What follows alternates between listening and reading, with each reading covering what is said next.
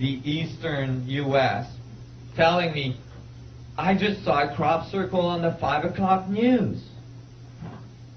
The reason why this crop circle made it to the 5 o'clock news around the world is because it occurred in the middle of a rainstorm. It rained all night. Cats and dogs. And in the morning, this crop circle was there in this field. The largest crop circle ever to occur. 409 circles. It's enormous. And basically, it told the world crop circles are not just hoax. There is crop circles that are not hoaxes. Well, the next crop circle about after this one did not make the mainstream news around the world, most likely because it was too shocking. The next crop circle that occurred was a reply to this. In 1972, Carl Sagan and other physicists, astrophysicists, figured that we had just finished building the Arecibo radio telescope, the largest radio telescope on Earth, and we had the opportunity to send a very strong signal into the universe that could reach a faraway planet one day. And maybe they would decode the signal and then send the signal back. And then it would reach our planet one day. And we would know that there's living entities out there. But that would take a few thousand years. They still decided to send a signal to give a chance to our grandchildren to get, a chance to have a talk with other beings out there. So they figured out a way to send a signal that would be the easiest for others to decode. They use a binary code of ones and zeros, just like a computer, and that can be transferred to a punch card, just like a computer punch card. Okay? And what does it say? It says, we're made out of carbon. This is our chart of elements. This is our DNA. We have a small head, big body.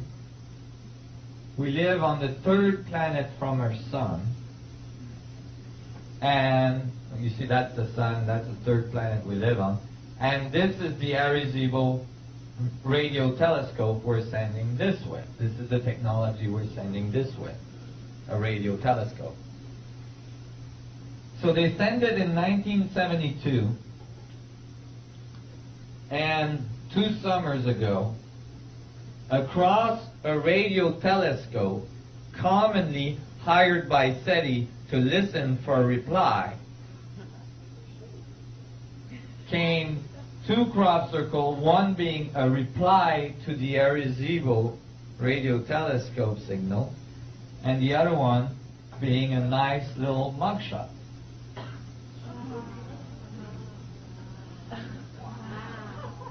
Did you hear about that crop circle? No. When SETI was asked about this, SETI is the NASA, search for extraterrestrial life. They're listening with huge radio telescope to see if they can hear something out there that would be life on another planet. One day I'm going to make a comic strip with a huge radio telescope, a SETI guy with the big earmuffs, listening, and in the background, back here, a little UFO.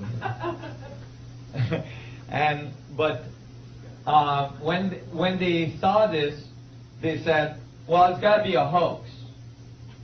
Because if they wanted to talk to us, they wouldn't have sent a crop circle. The radio telescope was right beside it. Why didn't they just send a radio signal? Well, my reply to that is, if they would have sent a radio signal, you and I would never have heard about it. Maybe they wanted to talk to all of the people of the planet, not just a few agencies, right? So instead, they sent a radio, instead of a radio signal, they put the crop circles reply directly across from the radio telescope.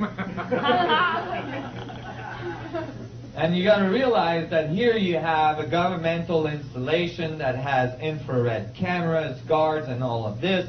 Nobody saw nothing. Right?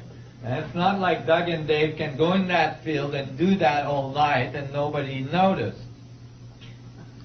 And then when you look closely, the woven patterns of the hay are not reproducible readily in the middle of the night stomping around.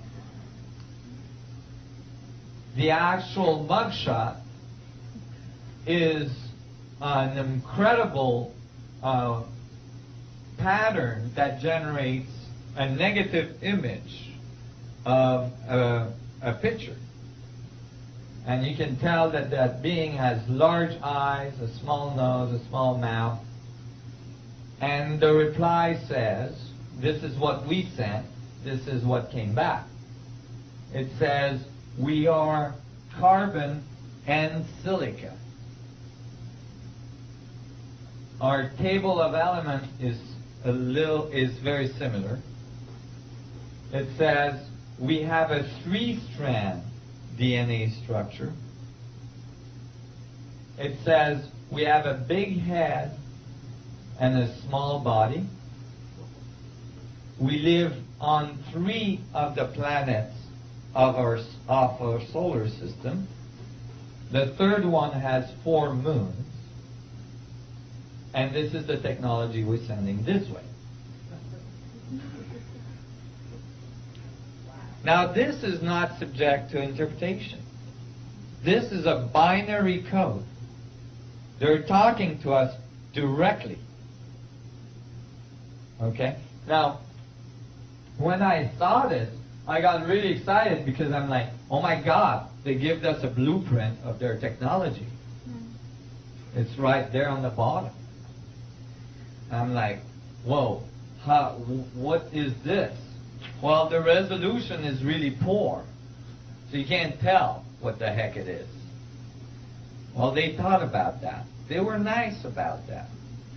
Because a year prior to this reply to the irresistible message, in the exact same field, a year to the date of the reply, prior to the reply, to the date, this crop circle occurred, which is exactly what's at the bottom of the reply. Just to make sure we had a high resolution blueprint of how they're using their technology.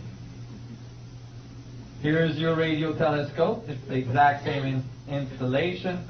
You can see here the fence, you know, and all the security equipment.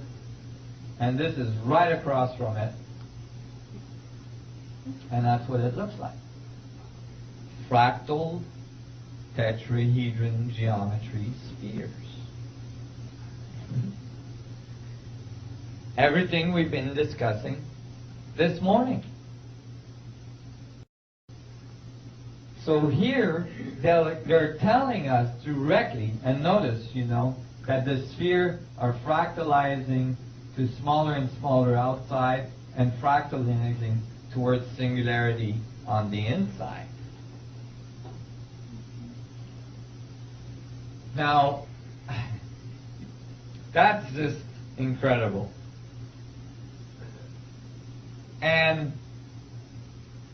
that's not the only thing they've been contacting us with. A year after the irresistible message reply, to the date, so this was a year prior, right? So the irresistible message came in. At the bottom of the irresistible message, there was a technology which they had put a year prior, right? Now we're going to go a year after. So last summer, midsummer, a crop circle occurred exactly the same day, but a year later. And this one was an enormous crop circle,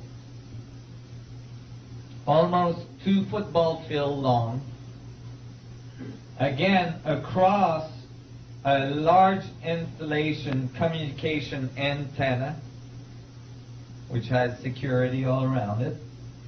Right across road, this is a huge crop circle. Can everybody see what it is?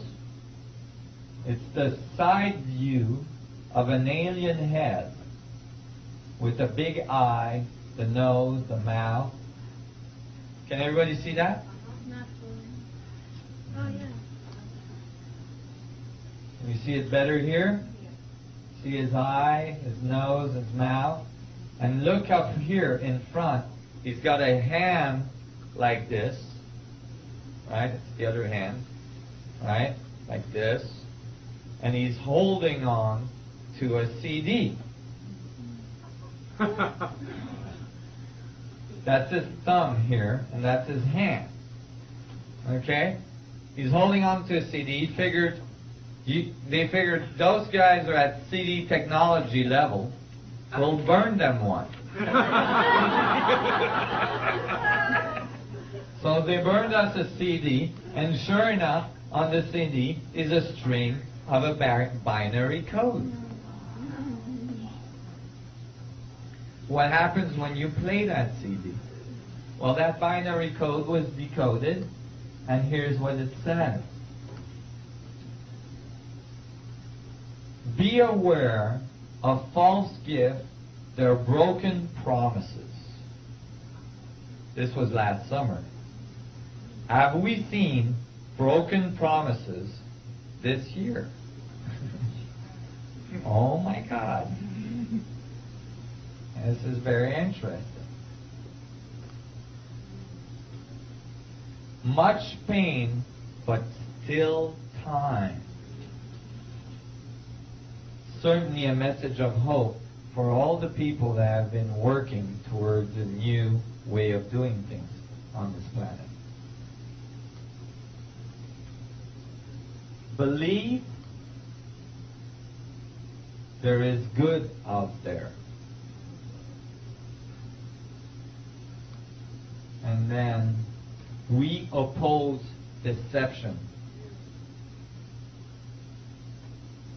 And the and has a bell sound. This is an ASCII code, so there's a bell sound typically to end a transmission. So I haven't had time to work on this so much because I'm publishing a unified field theory with a lot of math and a lot of work in it. And so I haven't had time to work on this, but I am convinced that there is an underlying code as well in this, because these capitalizations are actually part of the code. So if you only read the words that are capitalized, you have false, broken promises, pain, believe, good, OP, deception. I don't know what OP deception is. Could be other people, it could be many things. But go ahead. Are the capitals at the beginning of the sentences part of the code? Yes, they are. How about the office of the president? Office of the President. The Office of President deception. We definitely have seen this year. Does the bell sound have a certain frequency? I don't think it does, because it's just an ASCII code, that gives a bell sound. So I don't think it has a specific frequency to it. So this is a direct communication, my friend. Go ahead. He kept